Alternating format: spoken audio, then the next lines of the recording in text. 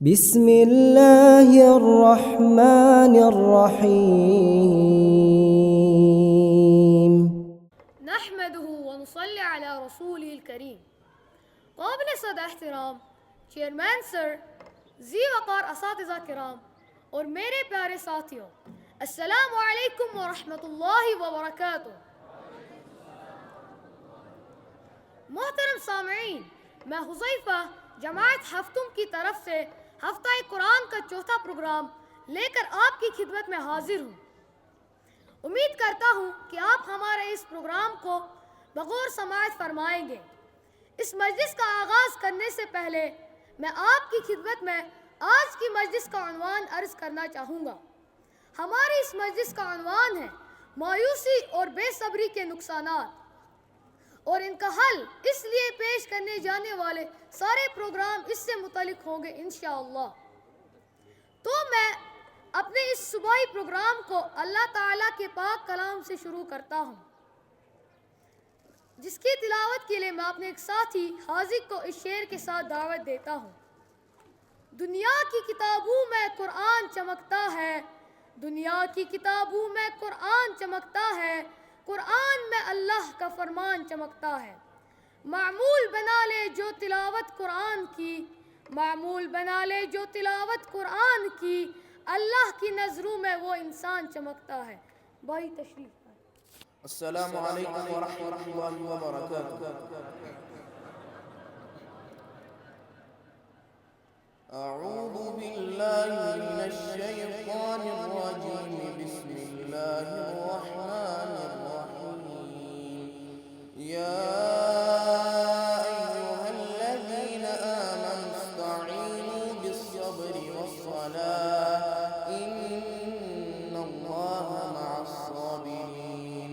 ولا تقولوا لمن يقتل في سبيل الله أموات بل أحياء ولكن لا تشعرون۔ ولنبلونكم بشيء من الخوف والجوع ونقص من الأموال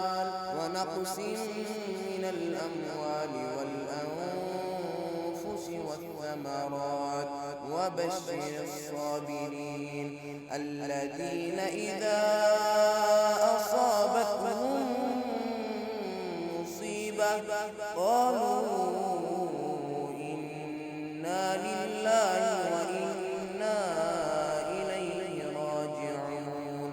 أولئك عليهم صلوات من ربهم ورحمة وأولئك هم المهتدون۔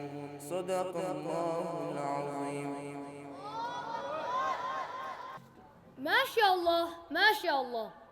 تلاوت کلام کے بعد مجلس کو زینت بخشنے کے لیے ایک خوش الہان ساتھی عمار بن یاسین کو دعوت دیتا ہوں کہ وہ آئے اور نظم پیش فرمائے۔ بھائی تشریف لائیں۔ السلام علیکم ورحمۃ اللہ وبرکاتہ۔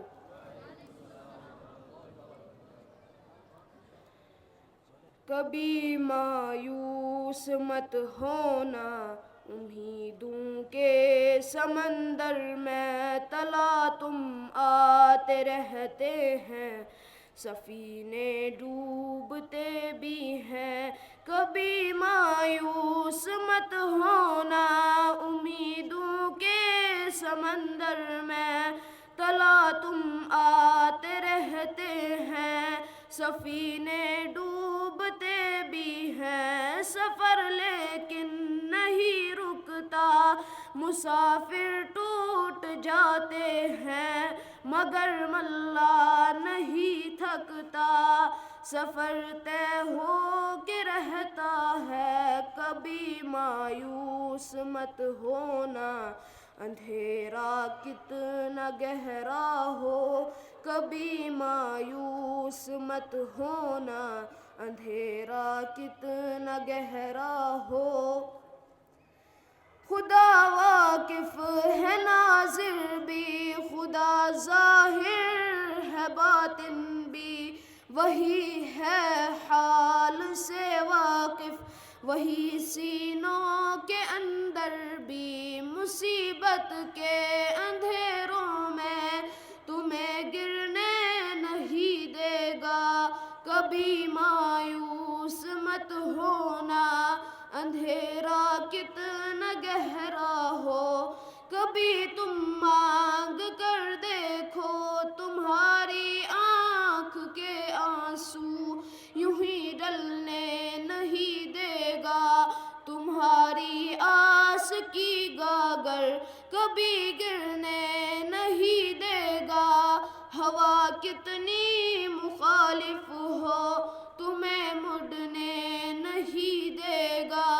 کبھی مایوس مت ہونا کبھی مایوس مت ہونا اندھیرا کتنا گہرا ہو. کبھی مایوس مت ہونا امیدوں کے سمندر میں تلا تم آتے رہتے ہیں سفینے ڈوبتے بھی ہیں. ماشاء اللہ. اب نظم کے بعد تقریر پیش کرنے کے لیے میں اپنے ساتھی کاشف کو دعوت دیتا ہوں کہ وہ سامعین کے سامنے تقریر پیش کرے. الحمدللہ وقفا والسلام علی عباده الذین اصطفى. اما بعد اعوذ باللہ من الشیطان الرجیم. بسم اللہ الرحمن الرحیم. وَلَنَبْلُوَنَّكُمْ بِشَيْءٍ مِّنَ الْخَوْفِ وَالْجُوعِ وَنَقْصٍ مِّنَ الْأَمْوَالِ وَالْأَنفُسِ وَالثَّمَرَاتِ وَبَشِّرِ الصَّابِرِينَ الَّذِينَ إِذَا أَصَابَتْهُمْ مُصِيبَةٌ قَالُوا إِنَّا لِلَّهِ وَإِنَّا إِلَيْهِ راجعون. محترم پرنسپل سر، جملے اساتذہ کرام اور میرے عزیز ساتھیوں، آج کا میرا موضوع ہے بے صبری کے نقصانات. تو قرآن پاک میں اللہ تعالیٰ فرماتے ہیں ہم ضرور آزمائیں گے کچھ خوف اور بھوک مالوں اور جانوں کے نقصان سے، اور صبر کرنے والوں کو خوشخبری دے دو. وہ لوگ کہ جب ان پر کوئی مصیبت آتی ہے تو کہتے ہیں بے شک ہم اللہ کے ہیں اور ہمیں اسی کی طرف لوٹ کر جانا ہے. جو لوگ مصیبت میں بے صبری نہیں کرتے بلکہ صبر اختیار کرتے ہیں ان کے لیے اللہ تعالیٰ خوشخبری دیتا ہے. اسی طرح اللہ تعالیٰ نے قرآن پاک میں فرمایا ہے ان الانسان خلق ہلوعا اذا مسہ الشر جزوعا. بے شک انسان کو کمزور پیدا کیا گیا ہے، جب اسے کوئی مصیبت آتی ہے تو گھبرا جاتا ہے. انسان کی فطرت میں بے صبری ہے. اللہ تعالیٰ اس فطرت پر قابو پانے کی تعلیم دیتے ہیں. چنانچہ نبی پاک صلی اللہ علیہ وسلم نے احادیث میں فرمایا عجبا لامر المؤمن ان امره كله خير وليس ذلك لاحد الا للمؤمن ان اصابته سراء شكر فكان خيرا له وان اصابته ضراء صبر فكان خيرا له. بے شک مومن کا معاملہ عجیب ہے، جب بھی اسے کوئی مصیبت آتی ہے تو صبر اختیار کرتا ہے، یہ اس کے لیے بہتر ہے، اور جب بھی اسے کوئی نعمت عطا ہوتی ہے تو اس پہ شکر ادا کرتا ہے. انما الصبر عند الصدمة الاولى. حقیقی صبر وہی ہے جو مصیبت کے پہلے لمحے میں کیا جائے. بے صبری کرنے سے کوئی فائدہ نہیں ہوتا. ایمان والا شخص شروع ہی سے صبر اختیار کرتا ہے. اس سے ہمیں یہ سبق ملتا ہے کہ ہمیں نعمتوں پر شکر ادا کرنا چاہیے اور پریشانیوں میں صبر اختیار کرنا چاہیے. اس لیے اللہ تعالیٰ سے یہ دعا ہے کہ ہمیں صبر کرنے کی توفیق عطا فرمائے. آمین ثم آمین وما علینا الا بلاغ المبین. ماشاء اللہ. اب میں آپ کے سامنے حدیث پیش کرنے کے لیے اپنے ساتھی صالح کو دعوت دیتا ہوں کہ وہ آئے اور حدیث پیش فرمائیں. الحمد لله وكفى والسلام على عباده الذين اصطفى. أما بعد، عن عمرو بن شعيب عن جده عبد الله بن عمرو قال سمعت رسول الله صلى الله عليه وسلم يقول خصلتان من كانتا فيه كتبه الله شاكرا صابرا ومن لم تكونا فيه لم يكتبه الله شاكرا ولا صابرا. من نظر في دينه إلى من هو فوقه فاقتدى به ومن نظر في دنياه إلى من هو دونه فحمد الله على ما فضله به عليه كتبه الله شاكرا صابرا ومن نظر في دينه إلى من هو دونه ونظر في دنياه إلى من هو فوقه فأسف على ما فأته منه لم يكتبه الله شاكرا ولا صابرا. محترم جناب پرنسپل صاحب، تمام اساتذہ کرام اور عزیز ساتھیوں، السلام علیکم ورحمۃ اللہ وبرکاتہ. جو حدیث میں نے آپ سب کے سامنے بیان کی، اس کا ترجمہ ہے حضرت عمرو بن شعیب رضی اللہ تعالیٰ عنہ اپنے دادا عبداللہ بن عمرو رضی اللہ تعالیٰ عنہ سے روایت کرتے ہیں کہ اللہ کے رسول صلی اللہ علیہ وسلم نے ارشاد فرمایا، دو باتیں ایسی ہیں کہ جس میں بھی وہ پائی جائے اللہ سبحانہ تعالیٰ اسے صابر و شاکر لکھتا ہے، اور جس میں بھی یہ دونوں خصلتیں نہ ہو اسے اللہ سبحانہ تعالیٰ صابر و شاکر نہیں لکھتا. وہ دو خصلتیں یوں ہیں. نمبر 1، جو شخص دینی امور میں اپنے سے اوپر والے کی طرف دیکھتا ہے اور اس کی پیروی کرتا ہے.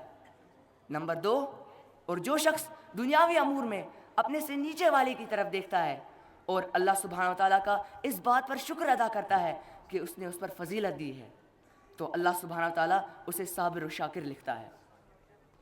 اور جو شخص دینی امور میں اپنے سے نیچے والے کی طرف اور دنیاوی امور میں اپنے سے اوپر والے کی طرف دیکھتا ہے اور اس بات پر افسوس کرتا ہے جو اسے نہیں ملا، تو اللہ سبحانہ و تعالیٰ اسے صابر و شاکر نہیں لکھتا. ایک اور حدیث ایسی ہے، حضرت ابو سعید خدری رضی اللہ تعالیٰ عنہ فرماتے ہیں، عن ابی سعید الخدری رضی اللہ تعالیٰ عنہ یقول دخلت على النبی صلی اللہ علیہ وسلم وهو يوعك فوضعت يدي عليه فوجدت حره بين يدي فوق اللحاف فقلت يا رسول الله صلى الله عليه وسلم ما شدها عليك؟ قال إنا كذلك يضاعف لنا البلاء ويضاعف لنا الأجر. قلت يا رسول الله صلى الله عليه وسلم أي الناس أشد البلاء؟ قال الأنبياء.